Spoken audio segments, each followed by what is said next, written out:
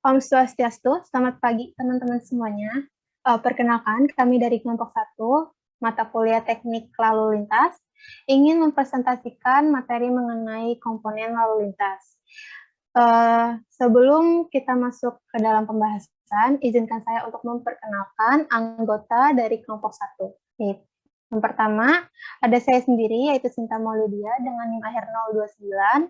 Lalu ada Helin Ursula dengan NIM akhir 030. Lalu ada Cindy Becedet Riders dengan NIM akhir 034. Niluh Komang Triyulan dengan NIM akhir 037. Dan anggota terakhir kami yaitu Ayu Dwi Cendani dengan NIM akhir 042. Untuk pembahasan pertama akan dipaparkan oleh saya sendiri. Next. Oke, jadi teman-teman, di sini terdapat 3 komponen yang terjadi di dalam lalu lintas. Yang pertama yaitu manusia, yang kedua kendaraan, lalu yang ketiga jalan. Next. Oke, jadi komponen yang pertama yang akan kita bahas yaitu manusia. Di mana peran manusia dalam lalu lintas sendiri yaitu sebagai pengemudi. Faktor yang mempengaruhi perilaku manusia adalah sifat perjalanan, seperti bekerja, rekreasi, atau yang lainnya, serta faktor kecakapan, kemampuan, dan pengalaman mengemudi. Lalu selanjutnya ada sistem indera manusia. Ini dikutip dari Alam Shah tahun 2005, di mana terdapat 3 rangsangan yang dapat diterima. Yang pertama, rangsangan suara, yaitu dengan waktu respon 0,14 detik.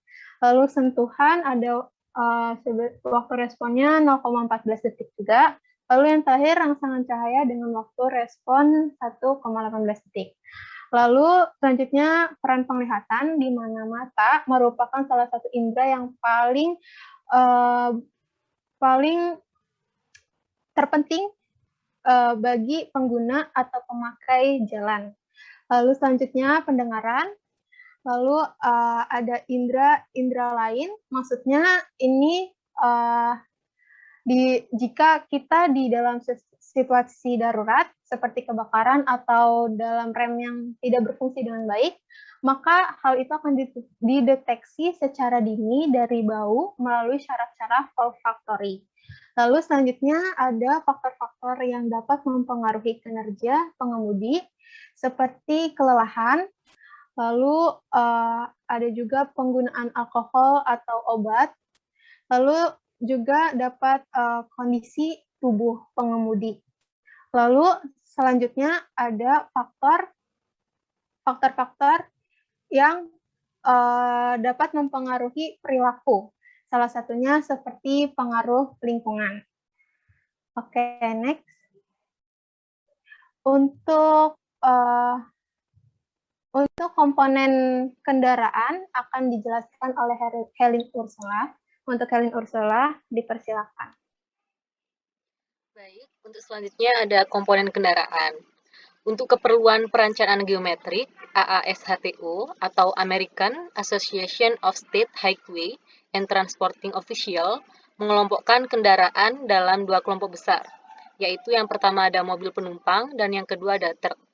Pengelompokan ini dasarkan pada berat, dimensi, dan karakteristik operasionalnya. Yang pertama berdasarkan kemampuan pandangan. Di sini kemampuan pandangan juga dibagi menjadi 2, ada pandangan ke depan dan pandangan ke samping dan ke belakang. Yang pertama maksud dari pandangan ke depan yaitu tiang pintu kendaraan seringkali menghalangi pandangan terhadap pejalan kaki, pengendara sepeda atau kendaraan lain, dan untuk periode yang relatif lama pada waktu kendaraan berjalan, lambat, atau pada waktu berputar. Yang kedua, ada pandangan ke samping dan ke belakang. Maksudnya, pandangan ke samping ini sangat penting bagi pengendara kendaraan jika ingin melakukan gerakan memutar. Pandangan ke belakang, kecuali pada saat memarkir, harus dapat dilakukan dengan cermin internal maupun eksternal untuk menentukan area pandang terbaik. Selanjutnya, ada perlampuan, di mana lampu kendaraan memiliki 2 persyaratan utama. Yang pertama, dapat memberi informasi yang jelas atas adanya kendaraan pada orang lain dari berbagai sudut tanpa menimbulkan ketidaknyamanan akibat silau. Yang kedua, dapat memungkinkan pengemudi melihat area pandang yang terterangi. Adapun 3 kondisi sebuah kendaraan harus dapat terlihat. Yang pertama pada jalan-jalan dengan pencahayaan yang baik, yang kedua jalan-jalan dengan pencahayaan yang jelek, dan yang ketiga adalah jalan-jalan tanpa lampu. Selanjutnya ada dimensi dan berat kendaraan. Nah, ukuran dan berat kendaraan merupakan pertimbangan penting dalam perancangan jalan, persimpangan, dan fasilitas parkir.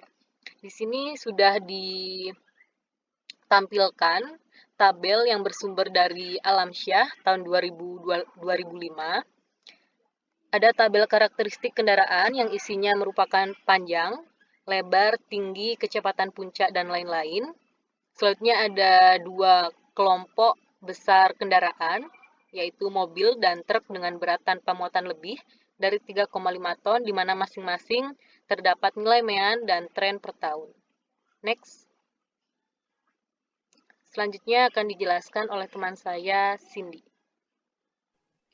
Selanjutnya ada kinerja kendaraan, di mana kinerja kendaraan memiliki 6 tahanan. Yang pertama ada tahanan inersia, yaitu disebabkan oleh gerakan perputaran bagian-bagian kendaraan yang berputar, seperti sumbu, roda, dan gigi perstelle.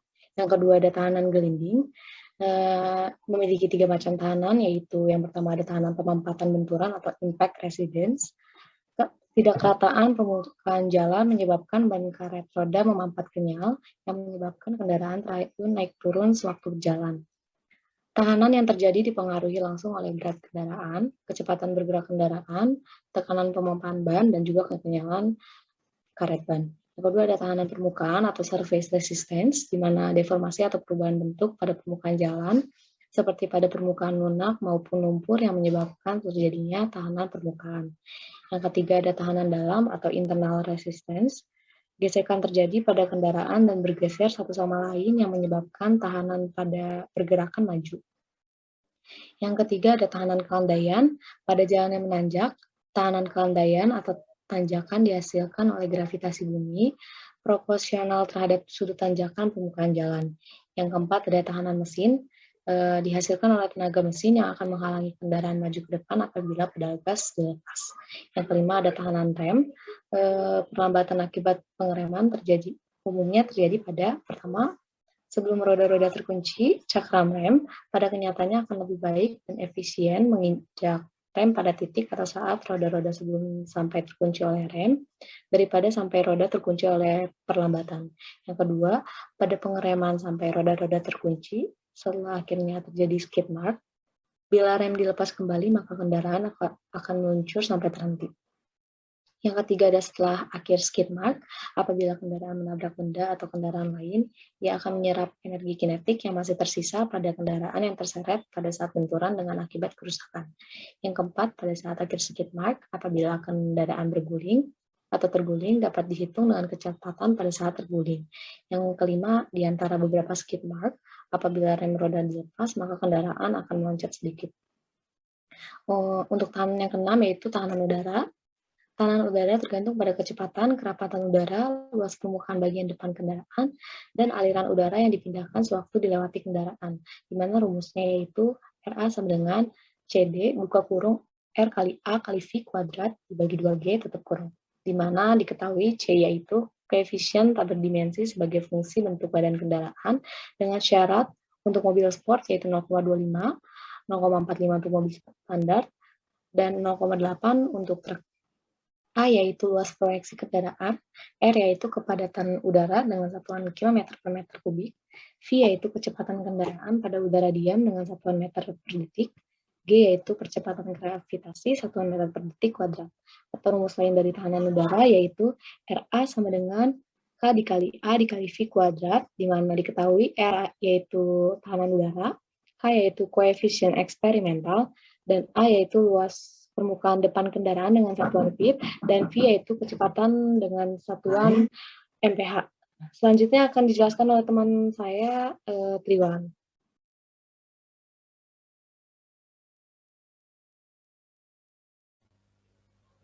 Baik, saya akan melanjutkan mengenai komponen ketiga, yaitu jalan. Aliran jalan adalah faktor yang sangat utama untuk menentukan tingkat aman dan efisien di dalam memenuhi kebutuhan lalu lintas. Nah, aliran dibagi menjadi dua, yaitu aliran horizontal dan aliran vertikal. Nah, yang pertama, alignment horizontal, terdapat lengkung horizontal, gaya H, W, dan P diimbangi oleh gaya geser FH, dengan mengabaikan reaksi H dan menganggap tangan alfa sama dengan I atau support elevasi yang terdapat keseimbangan, dan dapat dirumuskan dengan F ditambah I sama dengan V kuadrat dibagi G kali R. Dengan keterangan F adalah koefisien gesekan antara ban dan muka jalan dalam arah memanjang jalan. Ia yaitu G yaitu gravitasi dengan satuan F detik kuadrat, dan R adalah jari-jari lengkung tikungan. Yang kedua yaitu alignment vertikal. Alignment vertikal ini vertikal. Nah, panjang landai kritis. Pada waktu kendaraan mencapai antara input tenaga dan outputnya, kecepatan yang dihasilkan disebut kecepatan merangkak. Kendaraan yang berjalan pada kecepatan merangkak menyebabkan tahan yang berarti bagi arus lalu lintas. Hal ini merupakan faktor kritis dalam perancangan dan kriteria umum yang dapat diterima yang disebut dengan penurunan kecepatan. Nah, 25 km per jam ini dapat dihitung dari kecepatan waktu memasuki tanjakan. Jarak saat kemiringan pada saat pengurangan kecepatan tercapai disebut sebagai panjang landai kritis. Next. Selanjutnya, materi akan dilanjutkan oleh Ayu.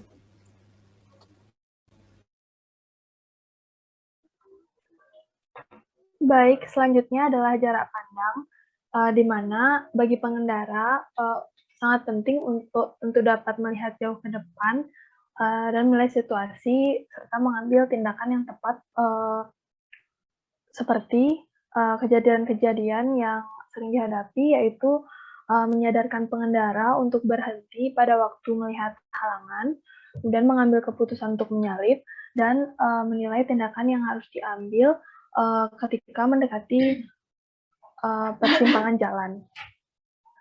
Nah, jarak pandang yang dibutuhkan pada situasi-situasi tersebut ada dua, yaitu jarak pandang henti dan jarak pandang menyiap. Jarak pandang henti itu terdiri dari 3 komponen, yaitu jarak yang diperlukan selama persepsi, jarak yang diperlukan selama reaksi mengerem, dan jarak pengereman. Jarak pengereman itu dirumuskan dengan V kuadrat dibagi 2 dikali G dikali F, di mana D itu adalah jarak pengereman dengan satuan meter, V adalah kecepatan dengan satuan meter per detik, F adalah koefisien gesekan antara ban dan muka jalan dalam arah memanjang jalan. Yang kedua adalah jarak pandangan menyiap. Jarak pandangan menyiap yang aman tergantung pada banyaknya variabel, tetapi dengan membuat sebuah anggapan penyederhanaan, sebuah model dikembangkan.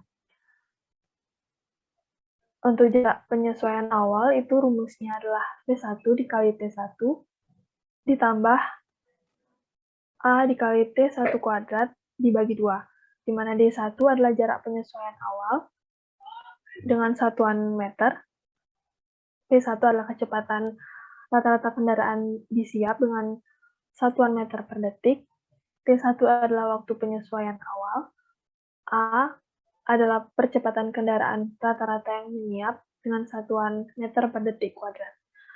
Selanjutnya, untuk jarak penyesuaian ketika kendaraan itu berada di jalur yang dengan arah berlawanan, itu rumusnya D2 sama dengan V2 dikali T2, di mana D2 itu adalah jarak penyesuaiannya, T2 adalah lama waktu kendaraan ketika berada di jalur untuk arah berlawanan dengan satuan detik, dan V2 adalah kecepatan rata-rata kendaraan yang menyiap dengan satuan meter per detik.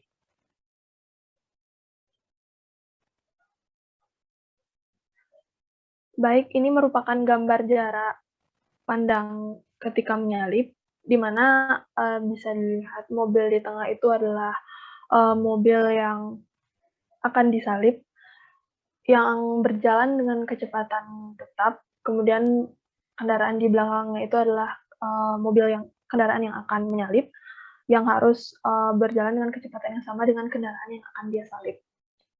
Ketika kesempatan untuk menyalip itu ada.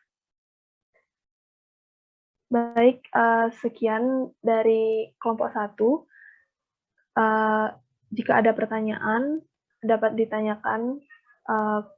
Terima kasih. Om Santi Santi Santi Om.